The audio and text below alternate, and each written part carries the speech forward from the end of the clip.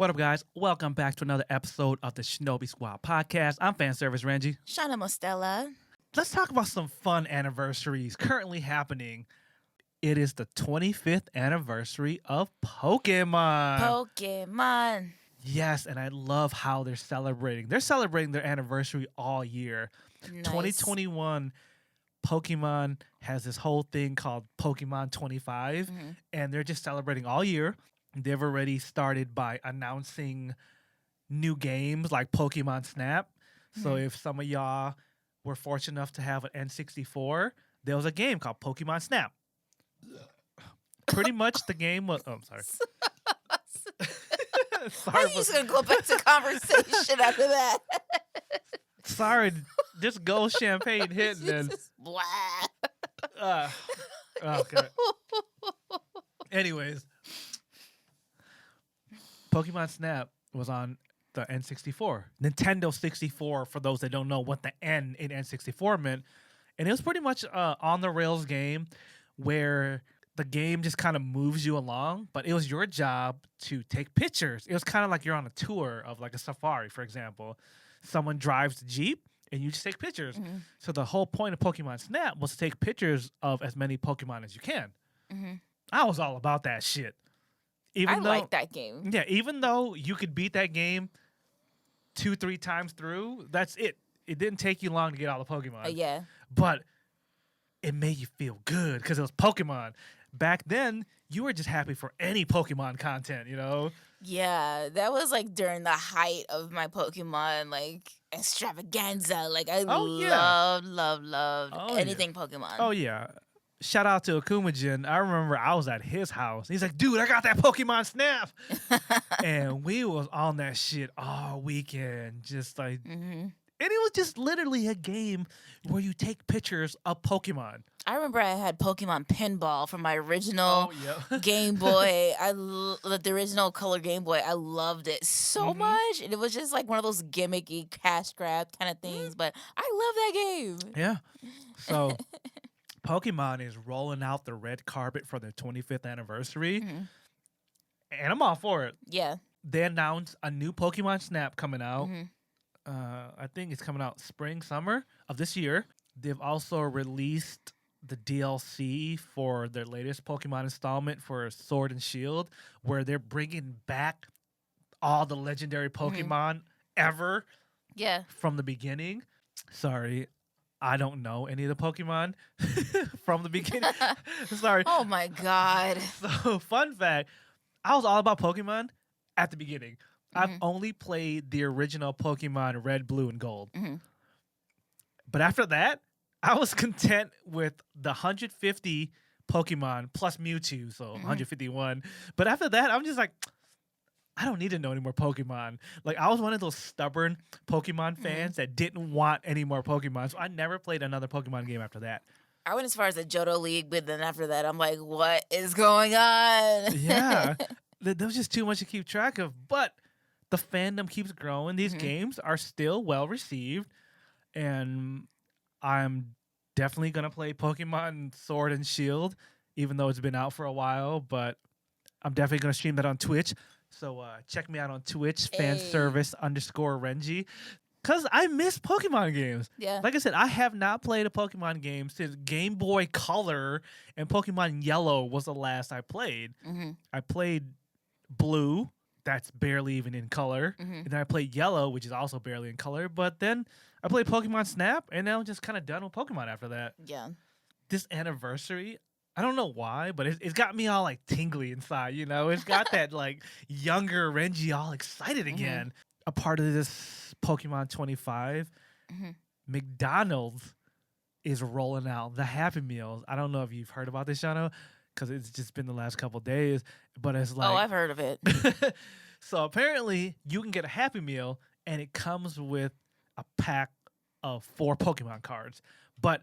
they're real Pokemon cards. They're not no bullshit like generic McDonald's cards. And this pack in the Happy Meal, you have a chance of getting rare holograms. And for those that have listened to the podcast, y'all know Shana was real deep in the Pokemon card game. Shana and her infamous cousin Eric, the Pokemon thug Yes. in the Chicago Burbs. Shana was deep in this shit. I was rolling deep. If y'all missed that podcast, long story short, Shana and her cousin used to hustle kids on Pokemon cards. They had a crime syndicate where it got so bad to where the neighborhood kids lost all their cards, right? Their parents used to call Eric's mother and complain, and Eric would pick up the phone like a G, be like, well, if your son wants his Pokemon cards back, then he needs to win them back. Hang up. He caused a problem. But that's how deep Shana was in her Pokemon Please life. watch that episode because that's one of my favorite Shinobi Squad episodes ever. Please. It's like one of the first 4 or 5 episodes that we ever released. Yeah, just Please go back. watch Just it. go back, and it's called Pokemon Ruined My Childhood or something. But if y'all scroll back through the episodes, you will see there's an episode dedicated to Pokemon. Nah, just link that shit below. Yeah. Link that shit below. I'm just going to link that shit because that was such a trill episode. Because I didn't know Shauna was that deep into Pokemon. Cause It was deep. Shauna still has those same Pokemon cards to this day. She's shown me. I never got into the Pokemon card game, so I don't really know the excitement of the fandom. But when Shauna told me that story, that shit was serious. It was real. So long story short, Shauna and Eric, they was running hustles up and down their neighborhood. Like, this was the crack pandemic. They was making money off the neighborhood kids to where parents were coming after Shauna and Eric on some mafia shit. But Eric, like a G, was the leader of the Pokemon Mafia. And He was a champion. yeah, and Shauna was right there for the ride. Like, anyways, y'all gotta check out that episode. If y'all a Pokemon fan or y'all play Pokemon cards, you will definitely appreciate that episode. Anyways, back to the McDonald's thing. Of course, in these modern times, there's gonna be scalpers. And people are not messing around with these McDonald's Pokemon cards because I think the first week they were out, scalpers were already selling them on eBay. I saw one listing where somebody somehow got a hold of a whole case. Oh, dang. A whole Happy Meal case, and they were already selling on eBay for like $950. You know this person had a hookup at McDonald's, or they worked at McDonald's and just stole the damn Pokemon delivery. And there's articles already going around. At the time of this recording, this Happy Meal's only been out for less than a week. And people are already complaining about it. Pokemon 25th anniversary Happy Meal ruined by greedy adults. Yeah. Scalpers ruining Pokemon Happy Meal. And da-da-da-da. And it was like, is that serious? It is. And then I didn't know the Pokemon card game was that serious. So I started reading articles about how Pokemon cards are still sold out all the time. Damn, Shauna, why didn't you tell me that Pokemon cards were this kind of crack? Because I would have invested in it. I think Pokemon card investments are more valuable than Bitcoin. It's like, you should have told me that shit. There's been like this article going around about the Charizard holographic card that's going for, I want to say like at least $500,000, like something like that. It's And something Charizard ridiculous. was a dick. And Charizard was a dick, but Charizard, and let me tell you a little backstory about that. Charizard's card has always been the card to get. Yeah. Always. It hasn't always had like a value behind it, like in money wise, like on eBay and shit, but like it's always been that one. Yeah. My cousin Eric had, I want to say he had like at least 3 of them. Damn. Sadly, he lost all of them in a fire. And I knew he was still a Pokemon G. Like, he's such an athlete. He's such like a cool kind of guy. Like, he's so suave and cool now that he's an adult. But when he told me about his Pokemon cards, you could see a twinkle in his eye when he told me about it. Yeah. He was like so like reminiscent about it, and I could see that same kid that was a G on the streets, Pokemon G. I could see that same reminiscent kid in his face when he told me about it. But like, Charizard has been that one since forever. Charizard's been more valuable than Mewtwo. Yeah. Okay, and the Mewtwo has like that's one of the like, oh my god, like taboo kind of things. But like Charizard trumps everything. Yeah. Everything. And now that it's even more on the like Richter scale of like just how much money it's worth now, it's worth everything right now. Yeah. So like, come on. Yeah.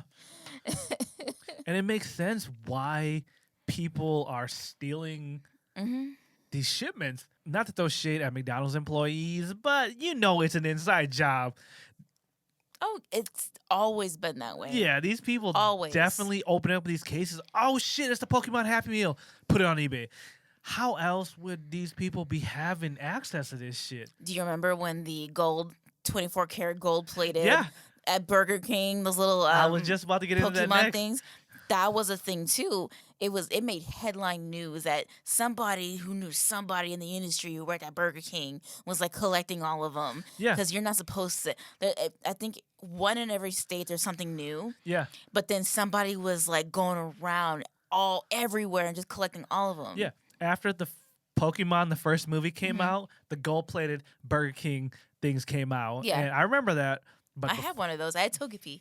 But before that, the original Burger King promotion, they had Pokemon Happy Meals. Yeah. I was on that craze. I mentioned this in the podcast earlier. As a kid, I was getting to Burger King anywhere I could. I would walk. I went beyond the range of what my parents allowed me to do. I would walk to that damn Burger King. I would hitch a ride, and I was just doing all kinds of shit I wasn't supposed to do. But I learned that the back of the packaging, there was a number, like a serial number or something. Yeah. And I made a chart. So I would write down, so I would know 458927 was Snorlax. And so on. So I kept a chart. When they would give me the Happy Meal, I'd be like, I got this one. Can I have a different one? And then the employees would be like, how do you know you already have that one? I'd be like, look. I got a chart. It got so bad to where they would just give me the box of every Happy Meal Pokemon they had. Yeah. And then they'd be like, here, pick out the one you want. Yeah. I did that too. I would literally be at the counter just looking at the back of the packaging, reading off the serial number, looking at my chart. I'd be like, nope, I don't want that one. Nope. Okay, let me take that one. I did the same thing when Beanie Babies was a craze. Yeah. And they had the teeny beanie babe, teeny beanie babies. They had that. And I know everything, okay? Like, I have this stored in my memory. So they had, like, the Beanie Babies at McDonald's. And, like, they would get to a point where, like, because I would go there, like, every week. I was a kid, okay? I had nothing better to do. So they would, like, hand me the box and be like, choose which one you don't have. Yeah. I was like, yes, run it. They were nice to you. I had to ask for that shit. Nah. Okay, well, I was a teeny little kid, okay? I'm sure your teeny little face was the same as mine. And before you start anything, let me finish up because I feel like I'm babysitting and like catch up. I've been seeing you and like you had a little bit. I told you I'm celebrating. This podcast has been something I've had on the back burner for so long. I probably talked about it for a year and a half before I dropped it, and it feels so good to reflect back. I've been doing this for a whole year. We've dropped 52 episodes. This will be episode 53, the official start to season 2. Boom. Of course I'm drinking and celebrating because a podcast is something I've been wanting to do for so long, and it feels good to finally do something that you've been talking about doing. And that's why I wanted to give a little toast to you for doing that, because you fit the theme of people holding something on the back burner for so long and then finally doing it and executing it very well. And if it wasn't for you, I wouldn't be sitting here either. So let me give a little toast to fan service Renji right here. I need more. You got to finish I know, but I'm going to take this last sip and to commemorate you. All right. Tilt your glass. Okay. The proper way to pour bubbly drinks, soda, alcohol, beer, tilt your glass. All right. Because head is good, but not in your alcohol. So toast to me for putting my money where my mouth is. Because a lot of people talk a lot of shit like, I'm thinking about doing this. I want to do this, but they never do it. And I kind of held myself accountable for that because I kept talking so much about starting a podcast and I never did it, to where I'm just like, you just one of them talking shit ass dudes like, I'm thinking about this and I want to do that, But the difference is I actually did it. So here I am, 1 year later. Yes. Ooh, that's got a Ooh. bite. And just for the record, I dropped the podcast before the pandemic. Yes. The episode may have debuted. The episode may have debuted in February of last year, but we recorded it way before. I had this plan to record a couple episodes and drop a whole season at a time, or at least be ahead of the game. Mm-hmm. So I know some people out there talking shit like, well, yeah, you did it because of the pandemic. No, bitch. I dropped it before the pandemic, which meant I recorded it before the pandemic. So cheers to me. Yay. Cheers to me, Shana. Cheers to the camera. I was waiting. Back on the topic of the Pokemon 25. Apparently, Post Malone is headlining the virtual concert for the Pokemon 25. What? I believe the concert is February 27th, if I'm not mistaken. Correct me if I'm wrong. I just read that today. And yeah, Pokemon is busting out a whole thing, and they're having a virtual concert. And I was seeing like animated pictures of Post Malone. I'm not a very big fan of Post Malone, but that's still dope. Mm-hmm. Pokemon is reaching out. They trying to celebrate for real. They getting big artists. That's good. Yeah. That's awesome. I would love nothing more than to hear the song. So you want to be a master of Pokemon? Do you have the skills to be number one? We all live in a Pokemon world. I love it. Literally rocked that song yesterday. Making breakfast, and it's like, oh my God, I got the Pokemon World song stuck in my head. Alexa. Play Pokemon World. And Alexa had it. She's like, I got you, bro. I got you. She was a down-ass bitch. She came through.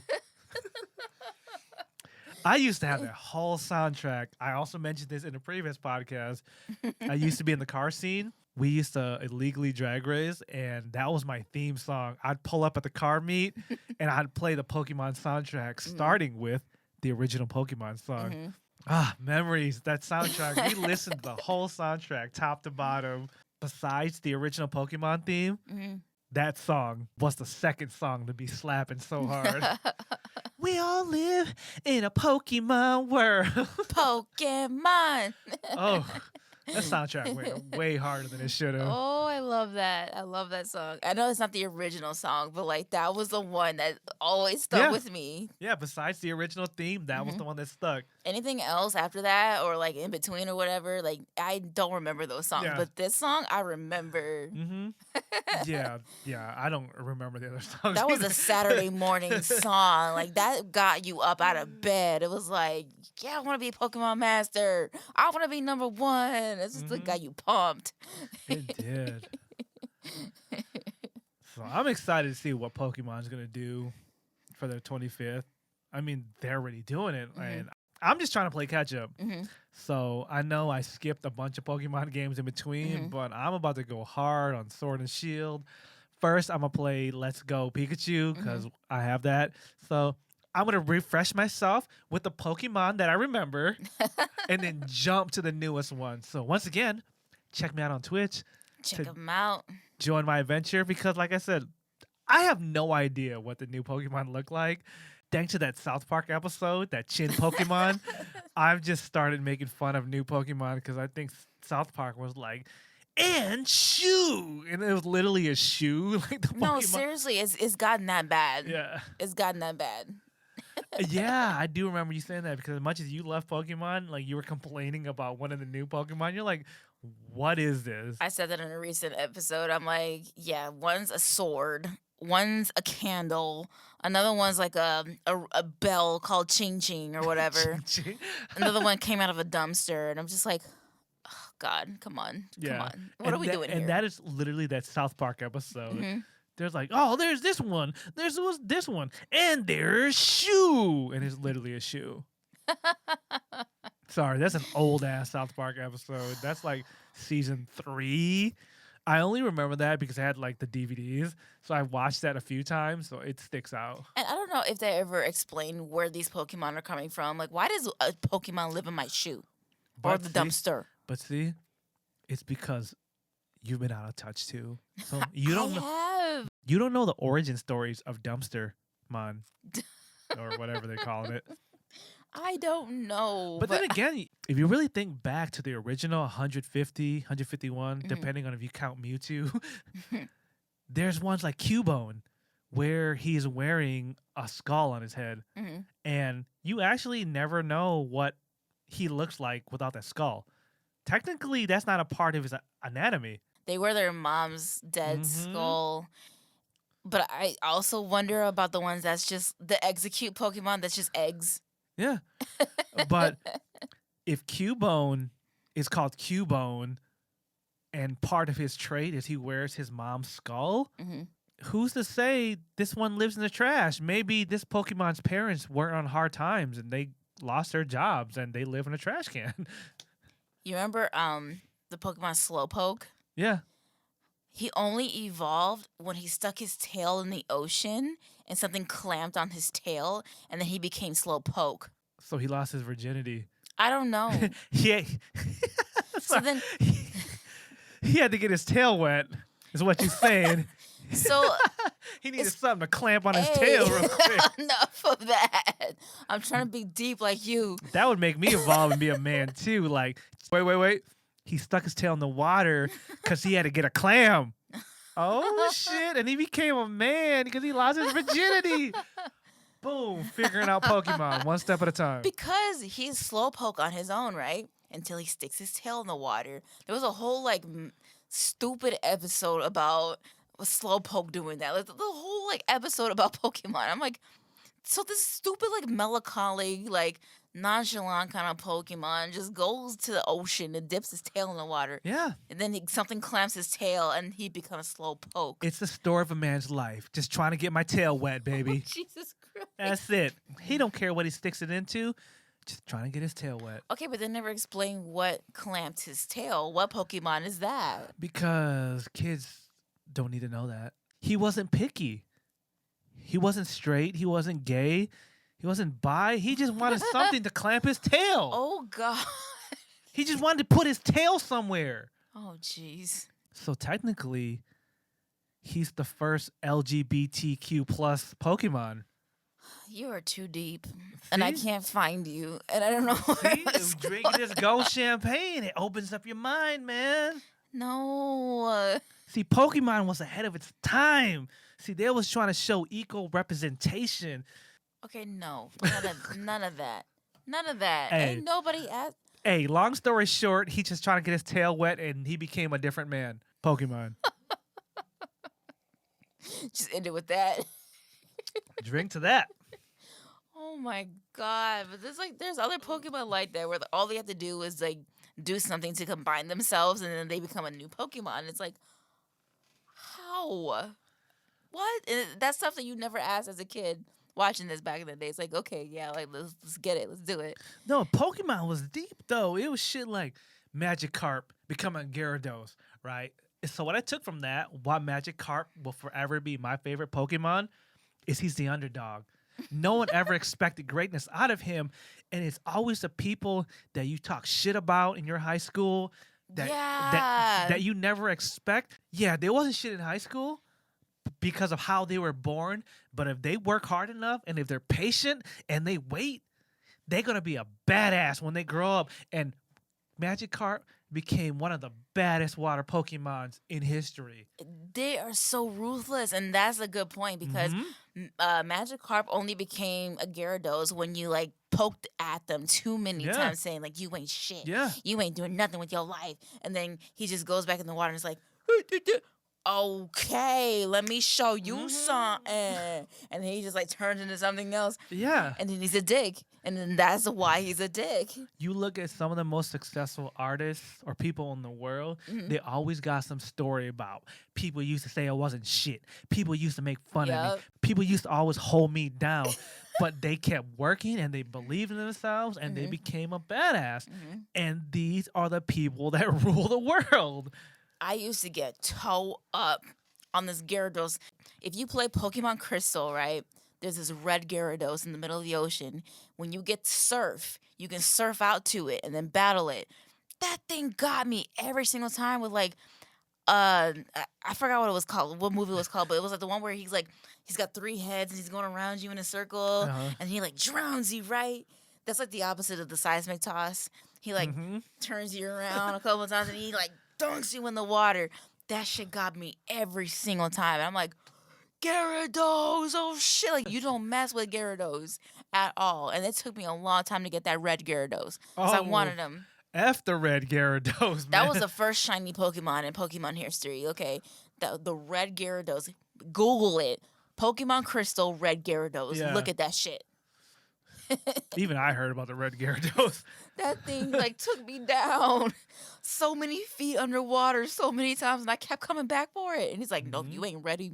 You ain't ready, bitch." Yeah, Pokemon goes so deep. Like people don't even understand.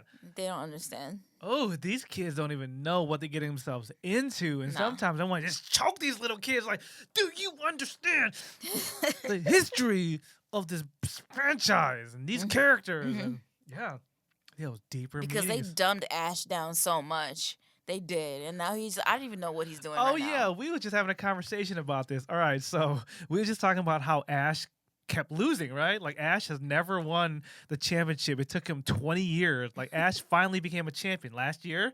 Yeah. So correct me if I'm wrong. Yeah, but last year or 2 years ago. Yeah, but it was recent. It took him 20 something years to finally win the league, and a bunch of people are just like, Ash ain't shit.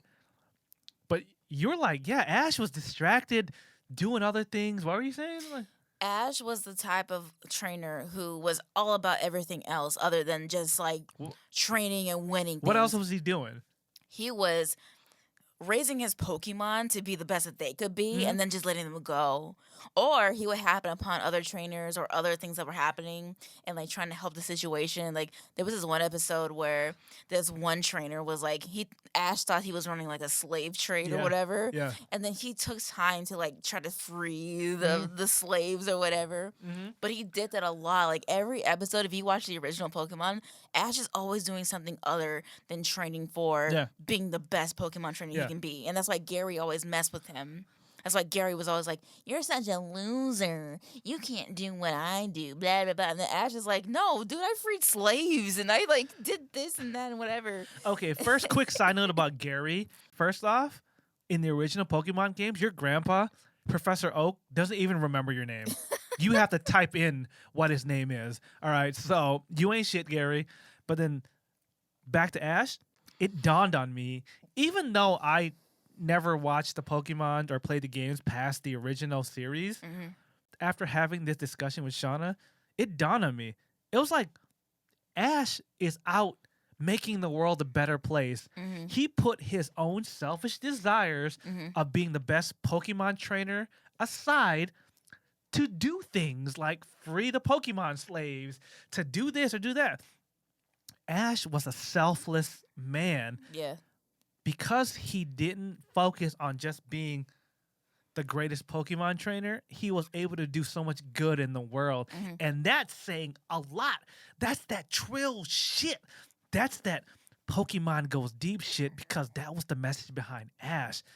If you stop being selfish, you can make the world a better place. Y'all remember that 2-part episode when he happened upon Lavender City and he was trying to defeat Sabrina, the gym leader of that town, and it was all about ghosts and shit. Yeah. And that episode was so trill because Ash died. Ash and Pikachu died because they had a chandelier crush them, and they became ghosts, and they were like trying to make friends with Gengar and Ghastly and Gang and shit like that. Yeah.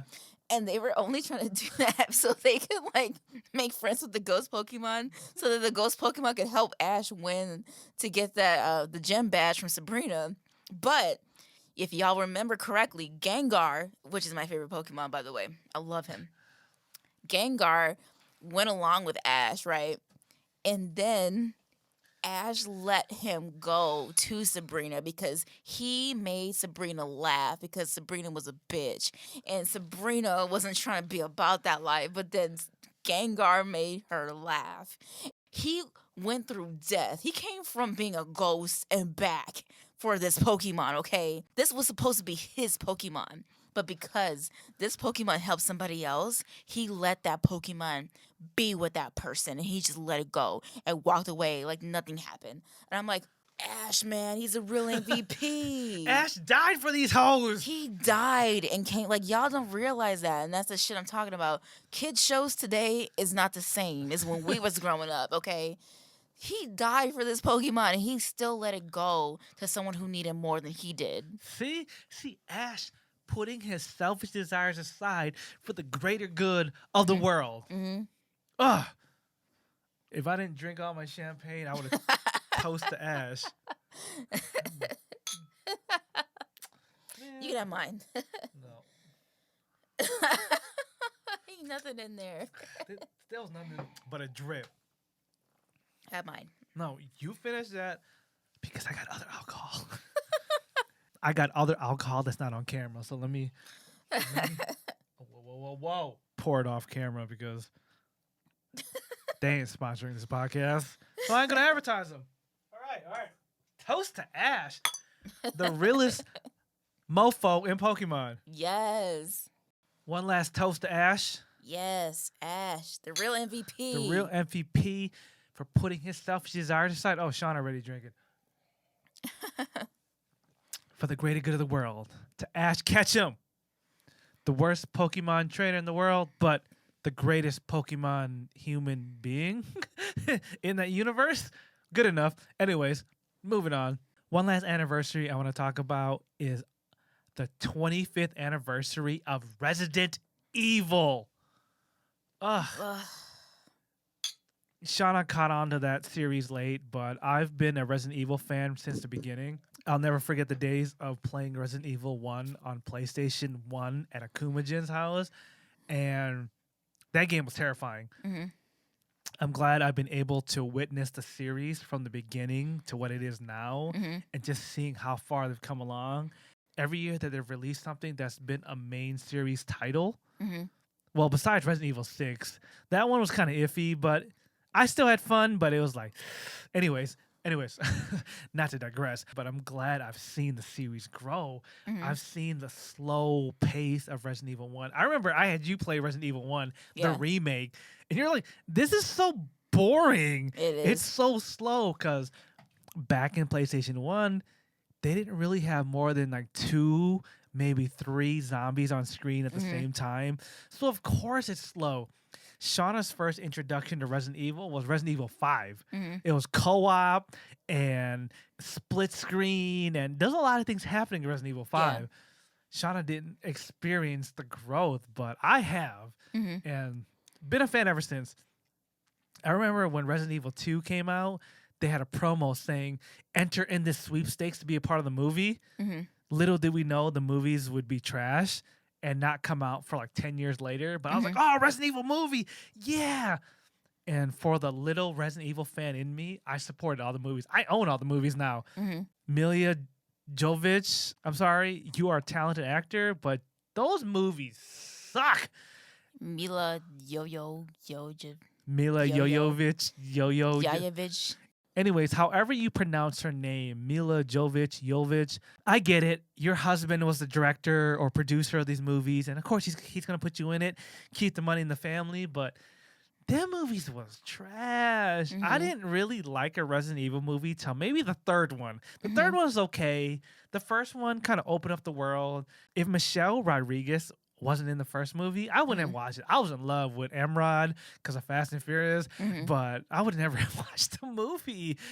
But then the second one was corny. Y'all messed up on that. The third one was And anyways, Resident Evil movies have not been the most fan favorites. They're celebrating the 25th anniversary. With that said, they got Village coming out, Resident Evil 8 or Biohazard 2, whenever you join the Resident Evil family. But you've got to play Village. Yeah. Like, how do you feel about that demo? It's got me wanting more. Definitely. There's so many elements to the game. Just the demo, I want to say. And I just want to know more. I want to have more of scares and the jump scares and everything. Like and the lore on top of that. The universe. Because when I first saw the trailer for Village, it was it looked like an open world I want to know more and I want to delve deeper into it. Never have I ever wanted to know more about the Resident Evil universe because it's just so scary and intimidating. Yeah, you were first introduced to it with part 5, where it took place in like Africa. It was kind of action oriented. Then you played 6, also action oriented. Why I know this because I forced Shana to play with me. She was my co-op partner. You had fun, but it wasn't until you played 7, aka Biohazard, that you got scared. Yeah, because it was a new take on it. A new take. Because so far what I had known of it was like, okay, there's a virus, it like takes over, and then some people want to manipulate its power because sometimes the power will come to you in like a good way or whatever the case. And it's always been something like that's been cookie cutter for me until 7. 7 was something totally different. Yeah. But even the Resident Evil universe has always been like different for me when it comes to like zombie kind of shit. So like, because I don't like zombie kind of stuff. Like it's always cookie cutter. But like this was like, it's always been something that I wanted to know more about. Yeah. 7 made you feel like it was a virus. Yeah. It wasn't cookie cutter zombie action. And plus it was first person view. And I was so used to the greedy aspect of it. Like, oh, I want it because it's going to like meld to me and I'm going to be different.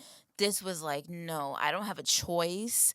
I don't know what's going on. This is what's happening. And, you know, they made a whole game out of it. I'm just like, whoa. Yeah. And Resident Evil 7 definitely introduces Resident Evil 8 or Village very well. But let's just pause from Village. After 7, they introduced the remake of 2 and 3, or aka Nemesis. So you got to experience Resident Evil 2 with fresh eyes, with modern technology. And even though that goes back to the zombie era, I watched some of your streams and you seem to have enjoyed how they delivered Resident Evil 2. Oh, definitely. Because they took away your comfort in that game. It was more like just up in your face. I was like, no, this is happening. You need to just be okay with that and just like deal with it. Yeah. I love that aspect of it. Yeah, they definitely made you feel like a rookie cop, like Leon. Yeah. You didn't feel invincible. You were a rookie cop on your first day on the job, or when you played as Claire, same thing. Because how would you feel? Yeah. If you were like a first day on the job and there's like the T virus is out and like, how do you deal with that? And that's what I was trying to like really see from you, because I've been a Resident Evil fanboy since it jumped, so I'm gonna buy every Resident Evil thing out there.